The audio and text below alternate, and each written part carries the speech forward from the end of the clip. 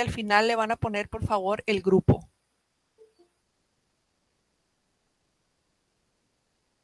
Para saber quiénes son del 6, quiénes son del 1.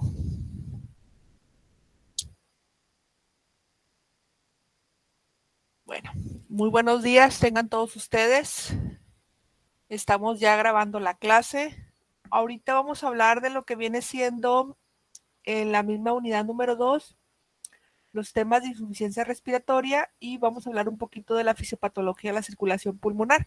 Esto ya lo platicamos al inicio de la unidad con respecto donde hablábamos de a nivel pulmonar, cuando un paciente tiene hipertensión, en este caso a nivel pulmonar, ¿cómo se le hace? Decíamos que hay un estudio especializado para medir la presión interna, en este caso de las arterias pulmonares. ¿Ok? Cualquier cosita, cualquier duda, por favor, aquí en Meet tenemos la aplicación donde me parece una manita a un ladito donde viene a presentar. Puede levantar la manita y preguntar cuando tengan dudas. ¿Ok? Entonces, aquí tengo yo ya 2 diapositivas, ¿sí? En cuanto para hablar un poquito de insuficiencia respiratoria y para hablar también del tema de hipertensión pulmonar. Cuando hablamos de los cambios que tenemos nosotros en la circulación, pues nos aparecen 3 temas. Les digo eso para que vayan notando en los cuadros que tienen que hacer. Es hipertensión pulmonar, edema pulmonar y embolismo pulmonar. Entonces ya tenemos de la semana pasada las enfermedades obstructivas, que decíamos que vamos a hablar de POC y asma, de las restrictivas, que en este caso vienen siendo las neumonías, y pues ahora vamos a agregar insuficiencia respiratoria, hipertensión pulmonar, edema pulmonar y embolismo pulmonar. Con esto terminamos el bloque de respiratorio.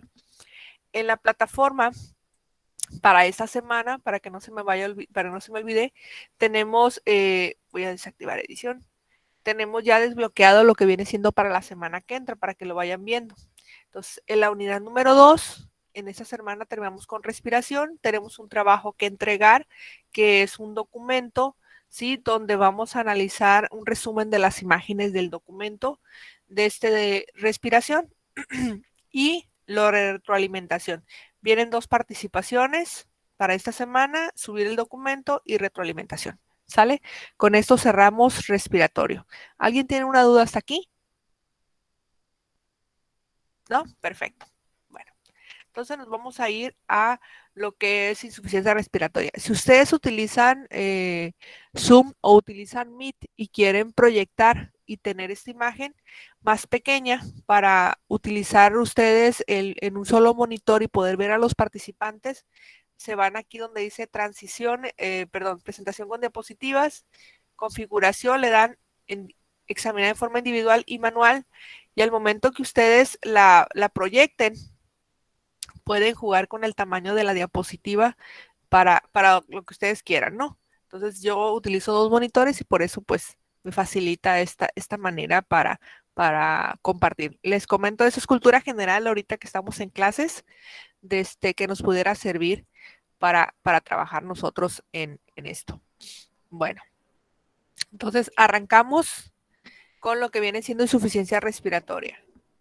¿Qué es insuficiencia respiratoria? Recordemos que hablábamos de unos conceptos con respecto a lo que es hipercapnia e hipoxia, que en este caso los pacientes con insuficiencia respiratoria se van a presentar la disminución del intercambio de oxígeno y el aumento en este caso de la concentración en la sangre de lo que es el dióxido de carbono. Puede deberse a muchos factores, puede deberse al alveolo que está más pequeño, puede deberse a la presencia de moco, por ejemplo, los pacientes con asma, o también algún efecto que pudiera tener directamente en el capilar.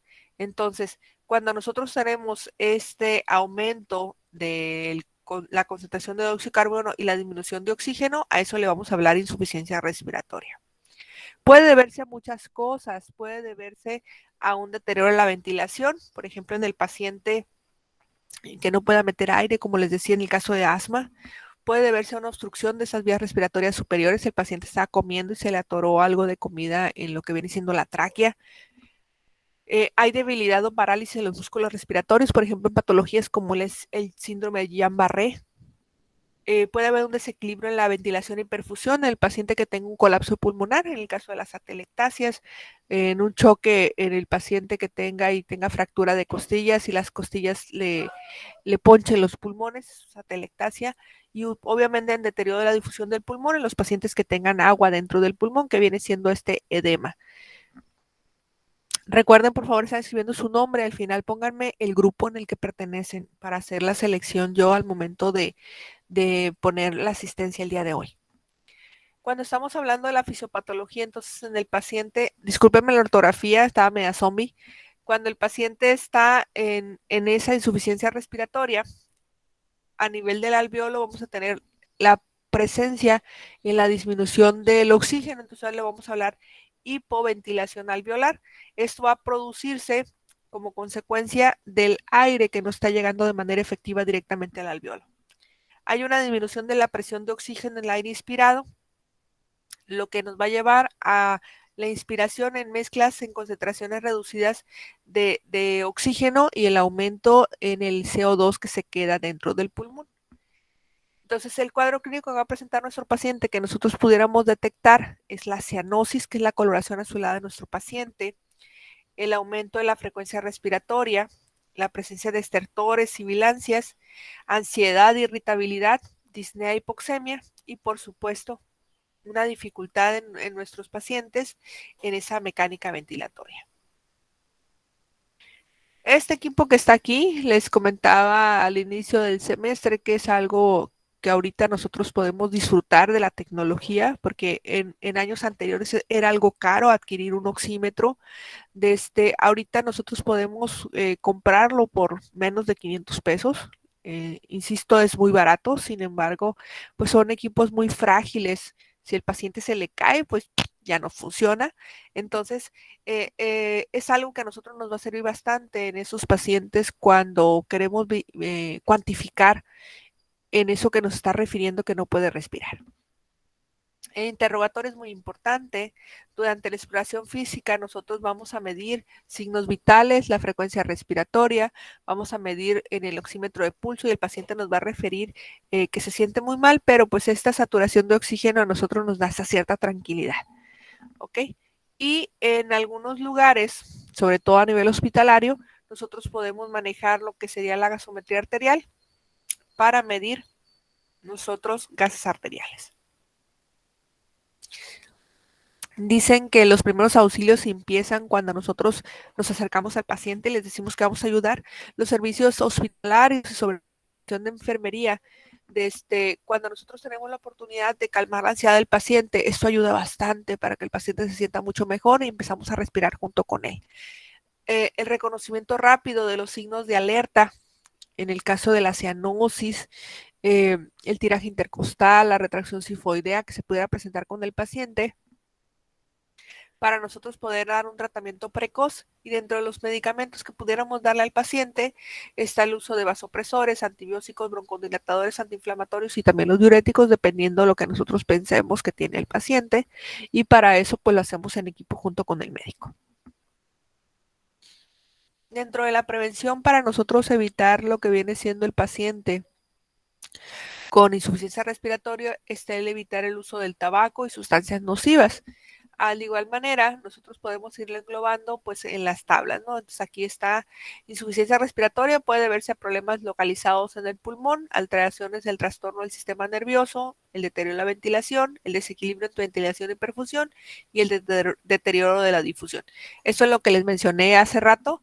Y hablando de problemas en el pulmón, ¿sí? Esta hipoventilación puede verse a fallas musculoesqueléticas, ¿sí? Y pues la disminución de la presión del oxígeno inspirado pues nos va a llevar a este deterioro y desequilibrio. El cuadro clínico, les decía, cianosis, dificultad mecánica, taquipnea, estertores, sibilancias. Todos los pacientes con insuficiencia respiratoria, nosotros debemos analizarla porque puede ser incluso a consecuencia de un efecto adverso incluso del medicamento, en un proceso alérgico. Y pues el tratamiento, pues como les decía, primero que nada es calmar al paciente y nosotros tenemos que hacer un diagnóstico y ahorita pues lo podemos hacer fácilmente con el oxímetro de pulso. esta es la bibliografía, hablando de lo que viene siendo libros de enfermero médico-quirúrgica y bases fisiológicas de la práctica médica. ¿Ok? ¿Alguna pregunta con el tema de insuficiencia respiratoria? ¿No?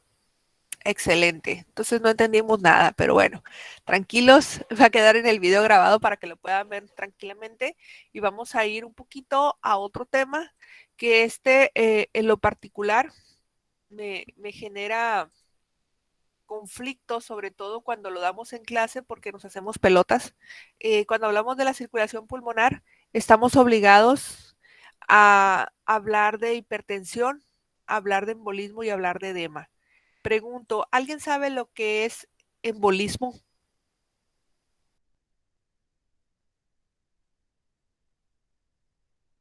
¿Alguien ha escuchado hablar de embolia? Es cuando se tapan las arterias o algo así. ¿Es correcto? Nosotros podemos tener émbolos, que es el acúmulo de algo dentro de una arteria. Puede ser en un pulmón, pero puede el contenido del émbolo ser de grasa o puede ser de contenido de células sanguíneas, por ejemplo, puede ser de trombos o puede ser de aire. Cuando nosotros canalizamos al paciente, se nos va un boche de aire adentro del paciente, ¡fum! Dice, ay, no pasa nada, un poquito de aire, no pasa nada, ¿no? Y le hacemos una bolita de aire dentro de la arteria y eso va y tapa alguna partecita. Entonces, esa burbujita de algo que nosotros estamos inoculando al paciente, pues le puede ocasionar una patología. Hay que cuidar bastante todo eso. Entonces, un émbolo puede ser cualquier acúmulo de algo que nosotros pasamos a la circulación y tape algún segmento. Cuando decimos tromboembolismo, pues nos estamos refiriendo exclusivamente a las células sanguíneas, como bien pueden ser las plaquetas. Y en el caso de las células de grasa, pues normalmente decimos nosotros émbolo. Estos conceptos de edema es líquido fuera de una cavidad en el espacio intersticial, en este caso en el pulmón, y pues el aumento de la presión de las arterias pulmonares pues nos van a dar las alteraciones principales de la circulación pulmonar. Esta imagen que está aquí, yo sigo con las preguntas de examen en presencial. Esto les pongo a ustedes que le pongan los nombrecitos, incluso les imprimo a color el examen para que lo vean así, porque recuerden que todo lo que viene siendo de color azul, en este caso es sangre venosa, pero la arteria pulmonar trae sangre venosa de no oxigenada y todo lo de color rojo, pues es sangre arterial. Hay unos que salen premiados y les pongo, dibújame la circulación, en este caso del corazón y los pulmones, en la circulación menor. Entonces me tienen que dibujar esto y ponerme los nombrecitos así, las tres salidas que tiene la aorta, las dos entradas que tienen las venas pulmonares, que estas van a llegar a la aurícula izquierda, son puntos que yo valoro bastante en su dibujo y que ustedes me pongan cómo se llama esto, es la aurícula izquierda. Entonces, recordemos que la sangre llega al corazón a través de las cavas, la vena cava inferior y la vena cava superior. Ahí llega y se deposita en la aurícula derecha. De la aurícula derecha pasa al ventrículo derecho a través de la válvula tricúspide. De la válvula tricúspide entra al ventrículo derecho. El ventrículo derecho pasa a través de la válvula pulmonar a la arteria pulmonar y llega a los pulmones. De los pulmones se regresa a través de las cuatro venas pulmonares a la aurícula izquierda. De la aurícula izquierda a través de la válvula mitral pasa al ventrículo izquierdo y del ventrículo izquierdo a través de la válvula aórtica pasa a la aorta y pues se va todo el cuerpo. ¿Ok? Luego lo pausan el video, lo regresan tantito y escuchan todo eso. Lo pausan y lo reescuchan otra vez y lo pausan. Así como si fuera un GIF de audio para que ustedes esto se lo aprendan, porque es una forma de nosotros poder explicar al paciente el por qué el corazón en algunas personas que hacen actividad física, el ventrículo izquierdo va a crecer. Pero si yo nunca he hecho actividad física y tengo el corazón grande a expensas del ventrículo derecho, eso se va a deber muchas ocasiones a que hay restricción de la válvula pulmonar y eso tiene que hacer esfuerzo para que la sangre pase a través de la válvula hacia los pulmones. Entonces, si yo logro explicarle esto al paciente porque tiene un corazón grandote y no está enamorado, bueno, pues nos va a servir a nosotros para decirle que eso es patológico, eso no es normal. Un corazón crece, normalmente esta parte del músculo se hipertrofia y estas cavidades se hacen más pequeñas.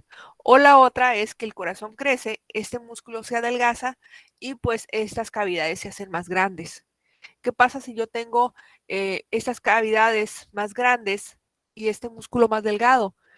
Pues mi corazón va a ser insuficiente para contraerse. Es como un globo viejo. ¿Cómo pasa si yo lo quiero aplastar?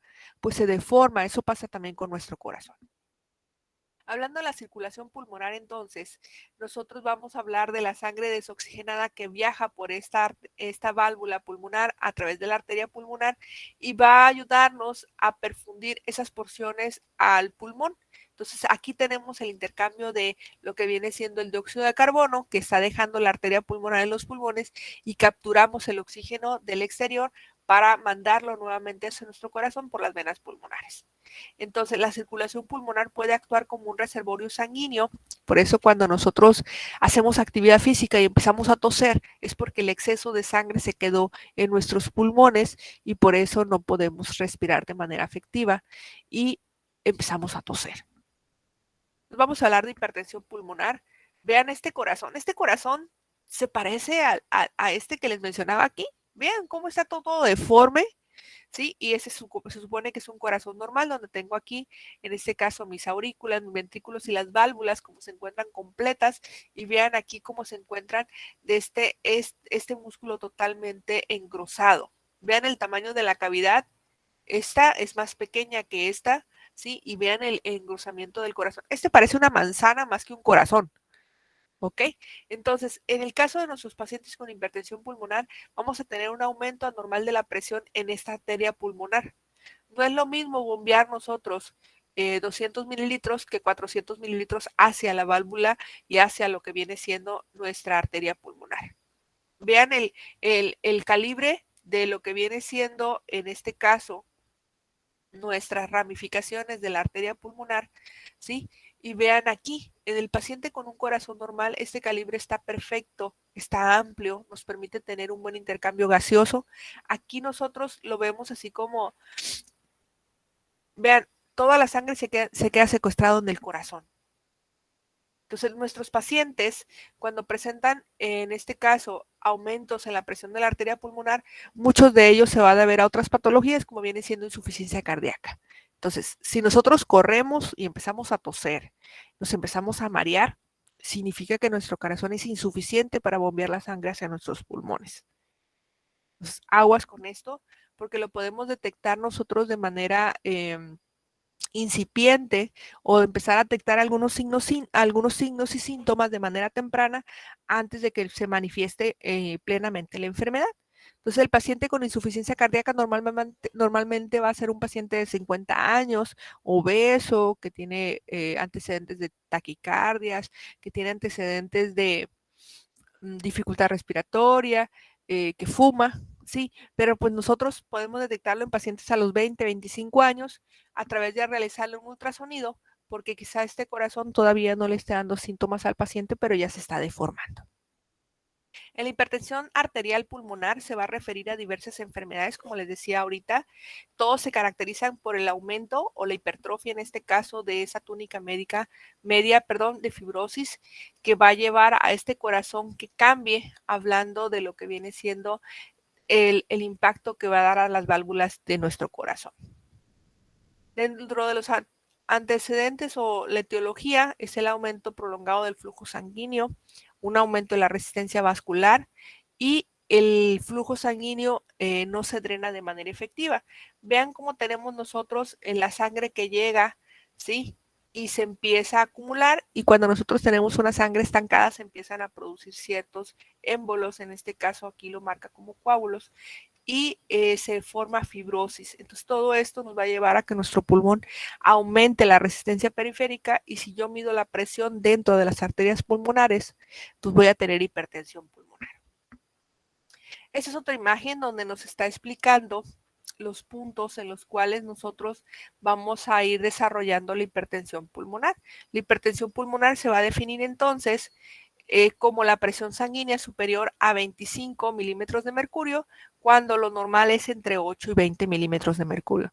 Decíamos que para medir esa presión adentro de lo que viene siendo la arteria pulmonar, nosotros necesitamos meter un catéter para que se logre medir la presión aquí.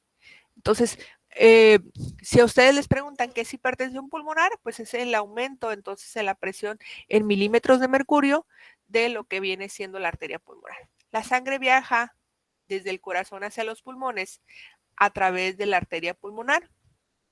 En el caso de la hipertensión, nosotros vamos a tener una obstrucción o restricción del flujo sanguíneo que aumenta la presión. Imaginemos que tenemos la manguera con la que regamos el patio y a mí se me ocurrió que el chorro salga más rápido. ¿Qué hago? Pues le pongo mi dedito y lo tapo. Entonces, eso aumenta la presión de lo que viene siendo el flujo de agua que sale de esa manguera. Si ustedes, por ejemplo, tienen un carro, yo tengo el carro de mi vecino y agarro la manguera y le tapo y el chorro de agua se lo aviento hacia la pintura del carro, en ocasiones puede ser tan potente que la puede despegar. Eso pasa dentro de nuestros pulmones.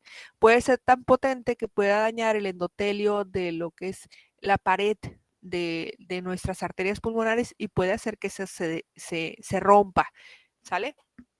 La sangre va a regresar a los pulmones y ya cuando regresa a los pulmones es sangre rica en oxígeno, pero pues ya sufrió un impacto todo el endotelio de lo que viene siendo en este caso las arterias pulmonares y el impacto que lleva hacia nuestros pulmones. En el caso de la hipertensión pulmonar, nosotros vamos a tener que la parte del corazón derecho tiende a ser más grande de lo normal, entonces por eso se empieza a hipertrofiar. Si la sangre no, si nuestro cuerpo no manda la sangre hacia nuestros pulmones, entonces nosotros nos vamos a empezar a fatigar. Entonces los pulmones no reciben la sangre necesaria, por eso nosotros vamos a encontrar esto que está aquí, porque la sangre se queda acumulada en el corazón derecho. ¿Ok? ¿Alguna pregunta con estos conceptos de hipertensión pulmonar?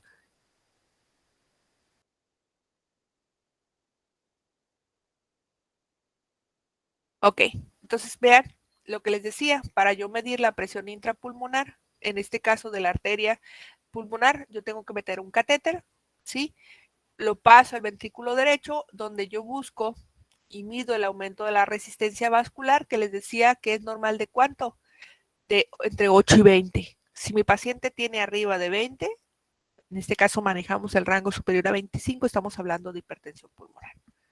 ¿Ok? Entonces aquí vemos un corazón normal y vean cómo está totalmente grandote. Es como cuando nos compramos un zapato y empezamos a ir a clases, a prácticas y termina el semestre, termina el año, ¿cómo es el zapato? Totalmente grandote. Lo mismo pasa con nuestro corazón. Si hay algo que tapa aquí, entonces esto tiene que trabajar un poquito más. Eso se llama remodelación progresiva del ventrículo y favorece o aumenta más la hipertensión pulmonar.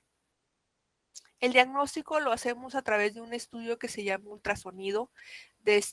Lo hacemos el cateterismo y podemos apoyarnos con la radiografía de tórax, donde encontramos un corazón más grande. Sí, también nos podemos apoyar con el electrocardiograma, también nos podemos apoyar en los valores que va a tener nuestro paciente con la presencia de hipoxemia, ¿sí? Y la alteración en la capacidad de dióxido o de monóxido de carbono que se altera. Entonces, el oxímetro de pulso cada vez nos está marcando en reposo a la persona un 95, un 94. Nunca va a llegar el paciente como ustedes si agarran un oxímetro de pulso que les va a marcar 99 o 100. El paciente siempre va a estar manteniendo una oxigenación inferior a lo normal. El diagnóstico entonces lo hacemos con el apoyo de la medición de la presión, en este caso en la arteria pulmonar. Vemos nosotros cómo estos pulmones empiezan a deteriorar y el síntoma más atribuible en el paciente es la disnea de esfuerzo. Entonces, por eso les decía, yo empiezo a hacer actividad física y me empiezo a toser, empiezo a dificultar para durante la actividad física sentirme normal. Eso me va a permitir a nosotros empezar a sospechar de hipertensión pulmonar. Otros síntomas, la fatiga, dolor del pecho, el síncope, edema periférico que pudiera presentar nuestro paciente, la cianosis y el edema periférico normalmente aparecen cuando ya estamos hablando en estadios ya más tarde. Y en la exploración física encontramos a nivel del cuello, vemos nosotros el pulso del cuello, prácticamente no lo encontramos. a expensas de que nosotros corremos y sentimos que el pulso en el cuello, tac, tac, tac, tac, rapidito lo encontramos. En reposo, nuestro paciente, ese no lo vamos a encontrar, o se encuentra disminuido, ¿sale? El tratamiento, utilizamos fármacos para sacar mayor cantidad de líquido circulante, en este caso son los diuréticos, y también utilizamos fármacos para evitar que nuestros pacientes hagan coágulos, como los anticoagulantes. En este caso habla de warfarina, pero pues yo creo que ahorita como están las cosas, podemos utilizar heparinas, enoxiparinas, sobre todo en nuestros pacientes, que hay unas sintéticas que se administran por vía oral. El COVID nos ha dado bastantes oportunidades de tratamiento o presentaciones para nuestros pacientes. Entonces, en este caso, hablando de los anticoagulantes, pues no solamente es warfarina, también tenemos clopidogrel. ¿Ok? Y aquí está de manera de síntesis el cuadro que ustedes tienen que hacer cuando estamos hablando de lo que viene siendo en este caso hipertensión pulmonar. ¿Ok? Entonces tenemos un estado de insuficiencia respiratoria que ocasiona falla en el corazón. Principalmente puede deberse a alguna situación como son los infartos. Se alteran las presiones hidrostáticas, aumenta el flujo de sangre, ¿sí? Que está acumulado en el ventrículo derecho. La dificultad respiratoria, la apnea, ortopnea, bradipnea, disnea, todas las alteraciones respiratorias que pueda presentar el paciente. Y pues el cuadro clínico, al medir nosotros directamente a nivel de lo que viene siendo el pulmón, la presión de la arteria pulmonar, pues vamos a tener nosotros el diagnóstico. ¿Ok? Entre más estemos cerca de nuestro peso corporal, va a ser mucho menor, mucho mejor. Ok, aquí viene el tema de embolismo pulmonar. Les decía, aquí está en tablita. Cuando nosotros tenemos algo que nos tapa el flujo de las arterias pulmonares, entonces vamos a decir una embolia pulmonar. Si yo tuviera este émbolo que me tapa, por ejemplo, las venas de las piernas, las afenas, pues decimos nosotros que la persona tiene, normalmente utilizamos el término de varices en las extremidades, pero si las tapa empezamos a ver necrosis, la disminución de los pulsos o el flujo sanguíneo. Entonces, eso se va a deber principalmente a este coágulo. En este caso, si decimos émbolo, puede ser de grasa, puede ser de paquetes globulares. Entonces, tenemos nosotros que un vaso se produce un tapón que esté desplazado del torrente sanguíneo hasta llegar al sitio del impacto. ¿Quiénes son los pacientes que van a sufrir embolismo pulmonar más frecuente? Todos los pacientes que tengan un émbolo en las extremidades, por ejemplo, las mujeres en el parto o algún procedimiento quirúrgico, los hombres en fracturas de cadera o algo así. Normalmente nosotros los tenemos en reposo hablando del flujo sanguíneo periférico. Cuando el paciente se empieza a movilizar, esos se empiezan a soltar. Recordemos que las arterias cuando salen de la aorta es un calibre muy grande y cuando llegan hacia la célula al final, la manera distal, ya son muy pequeñitas. A diferencia de las venas, que normalmente tienden a ser muy pequeñitas de manera distal y conforme se van acercando al corazón, van haciendo un calibre mucho mayor. Eso facilita que si yo tengo un émbolo, sí, desde ese va a llegar de las piernas, sobre todo a través de la cava inferior entra a la aurícula derecha, al ventrículo derecho, de ahí se va a la arteria pulmonar y de la arteria pulmonar, en ese intercambio gaseoso va y se atora en, en alguna parte de nuestro pulmón y es cuando se produce en este caso esa trombosis o este embolismo pulmonar. Puede deberse a, como lo dice aquí, de alguna vena profunda del muslo, de la pelvis, y a eso nosotros le vamos a hablar trombosis venosa profunda, que llega, aquí está la imagen, llega de las extremidades hacia lo que viene siendo nuestro corazón. Entonces, cuando tapa una porción de la arteria pulmonar, el flujo sanguíneo ahí se detiene. Entonces, por eso vamos a tener nosotros diferentes signos y síntomas. Nos puede dar desde disnea, arritmias, vértigo, dolor torácico, la presencia de esputos sanguinolentos en nuestro paciente y para hacer el diagnóstico aquí tenemos que apoyarnos con tomografía, sobre todo para localizar el sitio donde se encuentra la obstrucción. El tratamiento pues es dar fármacos anticoagulantes, incluso podemos utilizar heparina o extracción del ómbulo a través de un procedimiento quirúrgico que nos va a permitir a nosotros que es un cateterismo, ¿sale? Se coloca un filtro en la vena cava inferior para evitar que pasen los émbolos hacia lo que viene siendo, en este caso, el corazón. ¿Alguna pregunta con trombosis venosa, ahorita lo manejé de una manera muy general. Vamos a ver este tema de trombosis venosa y trombosis arterial próximamente. Sin embargo, esto es lo que ocasiona que nuestro paciente tenga estos émbolos pulmonares. ¿Continúo? ¿Sí? Ok.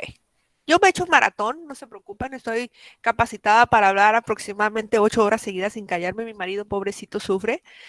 Sin embargo, de pues aquí está una imagen un poquito más explícita donde nosotros vemos ese fragmento de algo que está tapando la arteria y vean cómo se desplaza un pedacito aquí. Como les digo, puede ser grasa, puede ser también paquetes globulares, llega a través de las cavas, aurícula derecha, ventrículo derecho, pasa a través de la válvula pulmonar y llega a la arteria pulmonar y aquí tapa un segmento del pulmón. Puede tapar donde nosotros tenemos para que se bifurque hacia los 3 lóbulos o 2 lóbulos, dependiendo, y pues nos puede afectar todo el pulmón o una porción o un lóbulo pulmonar. Vemos, aquí está el tratamiento quirúrgico, que es la embolectomía, pero también tenemos para hacer el diagnóstico con el ecocardiograma, la tomografía del tórax, el ultrasonido del corazón o incluso gamografía pulmonar, dependiendo si nosotros no encontramos en qué parte de nuestro pulmón se encuentra este émbolo. ¿Ok? Les debo el tema de edema pulmonar. Déjenme buscarlo tantito. No sé si aprovechen ustedes si tienen alguna pregunta. Aprovechen y pregúntenme si tienen alguna duda, por favor. Nos quedan 20 minutos todavía.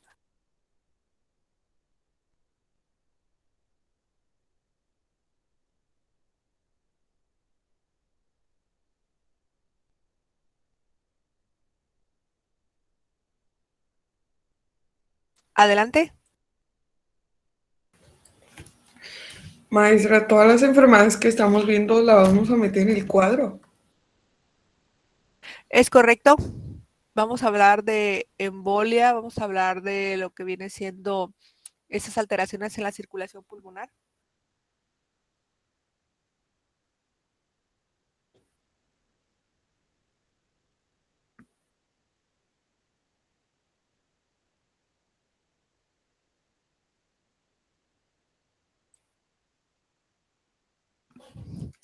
Ya encontré que mentira es Charlie, ya la tengo. Aguánteme un segundito nada más, déjenme la guardo para que no se me pierda para el otro grupo.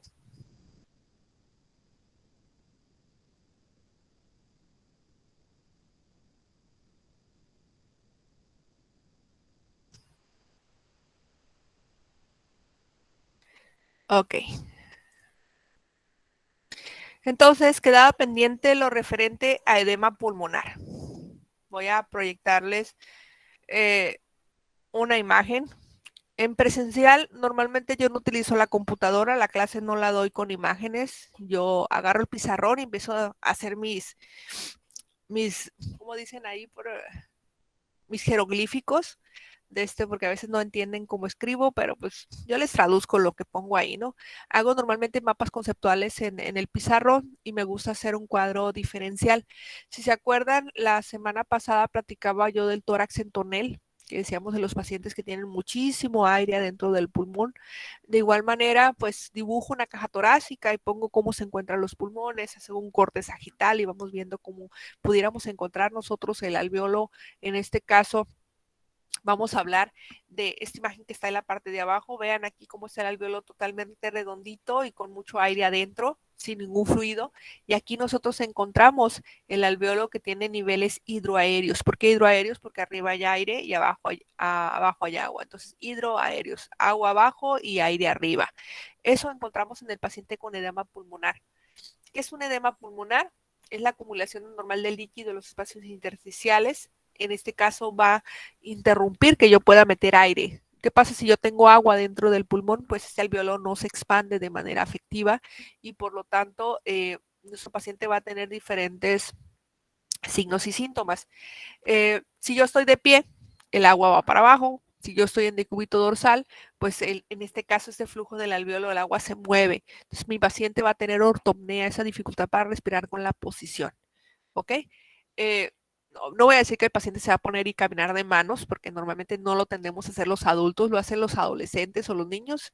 En la escuela más hay algún mutante en la escuela en ocasiones que se baja la escalera caminando de manos, pero pues es uno en 5,000, entonces va a ser muy raro que yo encuentre eso. Sin embargo, ahorita por la cuarentena dudo mucho que alguno esté practicando ese tipo de actividades, pero pues a lo mejor ustedes se van a topar. Van a querer ganarle a la profe caminando de manos y pues vamos a ver cómo nos va.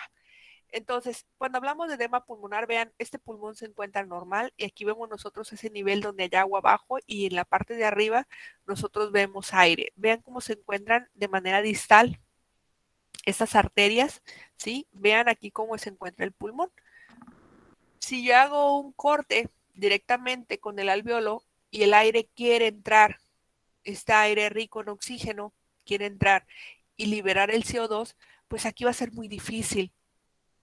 Es un corte directamente en el alveolo donde yo tengo agua. Entonces, imagínense en este capilar, para realizar el intercambio gaseoso no se puede. Entonces, hay un aumento en la permeabilidad de los capilares pulmonares, hay aumento en la presión de sus capilares pulmonares y tengo que utilizar que investigar en mi paciente si utilizan medicamentos para adelgazar. La fentermina es un medicamento que se utiliza para adelgazar. No sé si ustedes lo hayan escuchado. Quiero comentarles, si alguien lo utiliza, ojo, porque si se hacen un antidoping van a salir positivos a las metanfetaminas, ¿no? Ya hice una nota médica en una ocasión por un paciente, de este, era una chava que trabaja en recursos humanos, entonces le hicieron un antidoping, hacen antidoping a todos, y pues salió positiva las metanfetaminas, ¿no? Entonces, ¿cómo qué? Pues, ¿qué estás tomando? Entonces, la fentermina es un medicamento que se utiliza para adelgazar y nos puede ocasionar como signos de o alteraciones en la presencia de estos edemas pulmonares. Ojo con esto. Ese es un pulmón normal, es un pulmón lleno de agua. Ese es el edema, el acúmulo de líquido de un espacio hacia otro, en este caso el espacio intersticial. Ese líquido se acumula produciendo ruptura en las uniones intercelulares herméticas, que en este caso nos pudieran presentar a nosotros cambios en el alveolo, cambios en los vasos linfáticos, incluso pudiéramos tener algunas proteínas junto con los eritrocitos. ¿Qué proteína encuentro en el edema pulmonar? La albúmina. Entonces, si yo quiero saber si mi paciente tiene edema, por ejemplo, si se le hinchan las piernas, si yo le toco la pancita y así como que se escucha mucha agua fuera de lo que viene siendo el abdomen, un abdomen muy globoso, en ocasiones los internizan, normalmente puncionan y sacan hasta 8 o 10 litros de líquido libre en lo que viene siendo la cavidad abdominal. Entonces, en esos pacientes voy a verificar una proteína que se llama albúmina. Esa es la proteína que se encarga de tener una adecuada concentración de líquidos en el espacio intracelular y el espacio intersticial. Es una proteína transportadora, transporta el agua. Entonces, si hay una ruptura en la membrana alveolo-capilar, nuestro paciente va a tener lo que viene siendo líquido dentro del pulmón. Y vean cómo se encuentra en este caso la trama bronquial. Si mi paciente le hago una radiografía o una tomografía, voy a encontrar este líquido. Si yo quiero saber si un pulmón está bien en la radiografía, todo lo negro significa aire. Entonces, aquí voy a encontrar agua. Y entonces no va a ser negro, va a ser blanco. Entonces, eso no es normal para nuestro paciente. Dentro del cuadro clínico están perdón, están las disnea, la sibilancia, taquipnea. El paciente tiene una sensación de sofocación, palidez, sudoración excesiva. Encontramos hipertensión pulmonar y si el paciente es expectora, el esputo es espumoso y hemoptoico. ¿Qué significa? Es rosado, incluso con trazas de sangre. Pregunto, si nuestro paciente tiene estos signos y síntomas, ¿lo puedo confundir con insuficiencia respiratoria?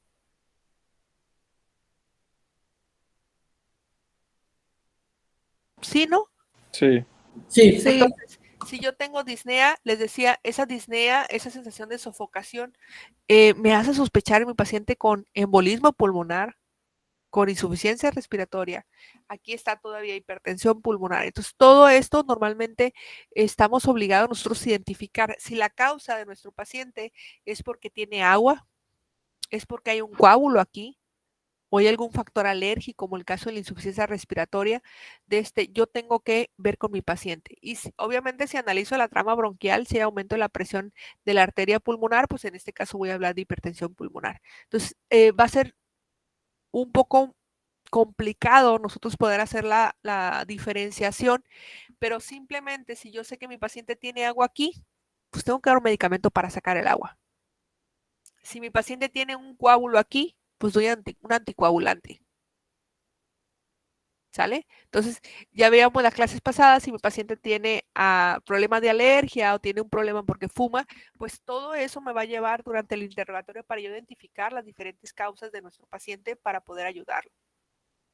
Vean, el oxímetro de pulso, análisis de sangre, electrocardiograma, un ultrasonido del corazón, un cateterismo cardíaco, nos van a ayudar a nosotros a entender por qué nuestro paciente tiene sibilancias y estertores y por supuesto la presencia de hipoxemia, que esto puede ser grave y poner en riesgo la vida del paciente. El tratamiento, pues administra oxígeno, broncodilatadores, antihipertensivos, diuréticos, medicamentos que van a hacer que el flujo de agua que está dentro del pulmón se vaya dentro de la célula, porque en ocasiones tengo células deshidratadas y pues voy a dar medicamentos que van a ayudar a eso. Aspiración de vías aéreas y asistencia respiratoria mecánica, como viene siendo la posición que voy a darle a mi paciente. La prevención, si mi paciente es hipertenso, si mi paciente tiene problemas de colesterol, si fuma, si no hace actividad física, pues en este caso yo tengo que investigar enfermedades cardiovasculares que son las causantes de este edema pulmonar. ¿Ok? ¿Alguna pregunta entonces para dejarlos descansar hoy martes 21 de septiembre? Esas imágenes en lo particular me gustan mucho. Aquí estaba nuevamente la imagen de la embolia pulmonar. Es otras diapositivas que me encontré por ahí, que andaba buscando ahorita que no encontraba. Y aquí está lo de hipertensión pulmonar. Vean el flujo sanguíneo cómo va.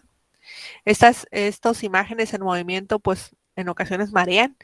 Sin embargo, pues vean el paciente cómo encontramos la trama bronquial de manera normal y cómo se encuentra cuando el paciente tiene hipertensión pulmonar. O sea, se invierte completamente. Mande, Brenda. ¿En qué edades, o sea, del paciente es más frecuente encontrar este tipo de patologías? A partir de los 40 años, sin embargo, nosotros podemos, y yo siempre les recomiendo a ustedes, si de manera general se pueden ustedes realizar un ultrasonido, por ejemplo, digo, me voy a hacer un chequeo general, ¿qué pido? Una biometría hemática, un examen general de orina y un coprológico.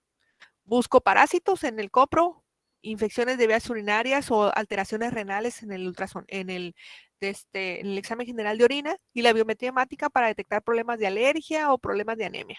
Eso es de manera general hablando de sangre. Pero si digo, bueno, es que me saqué la lotería o me dieron un bono de salud y me quiero checar. ¿Qué me hago? Me puedo hacer un ultrasonido del corazón o una prueba de esfuerzo porque me quiero meter a hacer actividad física al gimnasio y pues quiero saber cómo ando antes de empezar a hacer la actividad física. ¿Cuánto cuesta un ultrasonido del corazón? Unos 500 pesos, no cuesta muy caro, ¿ok? Entonces ustedes les tienen que decir al médico cuando se lo van a hacer, ¿por qué me lo quiero hacer? Porque en mi familia hay antecedentes de hipertensión y quiero ver cómo está en este caso mi corazón en relación a los pulmones, cómo funciona, ¿ok? Me puedo hacer una radiografía de tórax, así como no queriendo la cosa, por lo menos una vez cada 5 años, para ver cómo están mis pulmones en relación con mi corazón. Entonces, hay algunas cosas que ustedes se pueden realizar porque en personas jóvenes, en ocasiones en niños, podemos encontrar alteraciones que no se detectaron al nacimiento, como vienen siendo malformaciones congénitas, cianógenas o no cianógenas. Vaya al baño, mi amorita, te alcanzo. Entonces, en esos casos, si hay antecedentes en mi familia de hipertensión, puedo preguntar cuántos años tenías cuando detectaron la hipertensión y así como el cáncer de mama, 10 años anteriores a ellos, me tengo que empezar a checar o tengo que hacer modificaciones en mi estilo de vida como viene siendo la alimentación y la actividad física. Sería principalmente eso. Cuando ustedes quieren hacer pruebas fáciles, les decía, córranle a la parada del camión y si tienen disnea, tienen accesos de tos, algo es anormal, puede ser la falta de condición física. Si ustedes lo siguen haciendo y conforme va pasando el tiempo de esa actividad física, ustedes empiezan a sentir mejor, pues perfecto. pero eso no significa que ustedes no puedan hacerse un chequeo de manera general para poder intentar, en este caso, mejorar desde la condición clínica del paciente. El paciente, aunque tenga enfermedades cardiovasculares, puede mantener un peso adecuado y hacer actividad física y la dieta. Aunque sea cardiópata, aunque tenga el corazón grande, aunque tenga hipertensión pulmonar, el paciente puede hacer actividad física. Empieza de poquito y va a más, a más, a más, a más. ¿Sale? ¿Alguna otra pregunta, jóvenes?